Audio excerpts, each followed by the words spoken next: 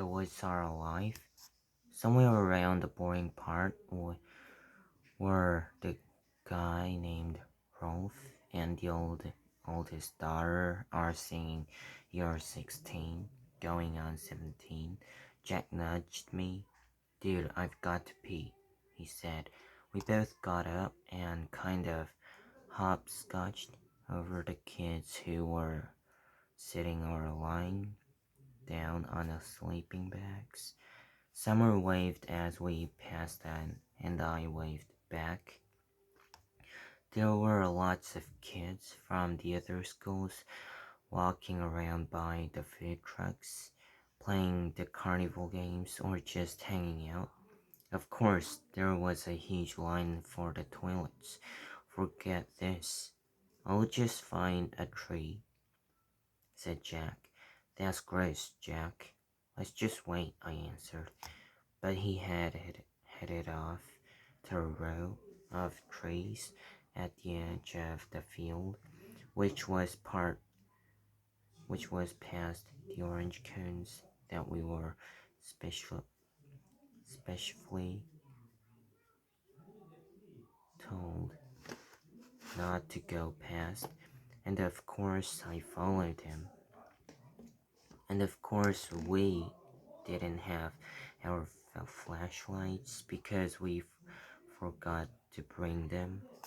It was so dark right now, we literally couldn't see 10 steps ahead of us as we walked towards. Luckily, the movie gave off some lights, so when we saw a flashlight coming toward us out of the woods, we knew immediately that it was Henry and Miles and Amos. I guess they hadn't wanted to wait online to use the toilets either. Miles and Henry were still not talking to Jack, but Amos had let go of the word a while ago, and he nodded hello to us as they passed by. "Be careful of the bears," shouted Henry, and he and Miles laughed as they walked away. Amos shook his head at us like, "Don't pay attention to them."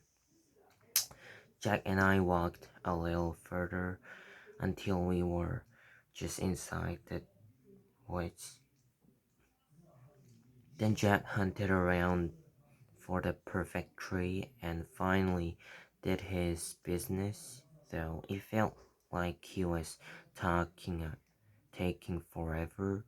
The woods were loud with strange sounds, the chirp and croaks, like a wall of noise coming out of the trees. Then we started hearing loud snaps not far from us, almost like cap gun pops that definitely weren't insect noise.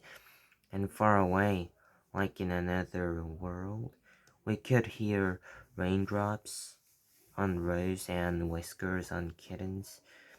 That's much better, said Jack, zipping up. "Now I have to pee," I said, which I did on the nearest tree. No way I was I was going further in like Jack did. "Do you smell that? Like firecrackers?" he said, coming over to me. "Oh yeah, that's what that is," I answered, sipping up. "Weird. Let's go."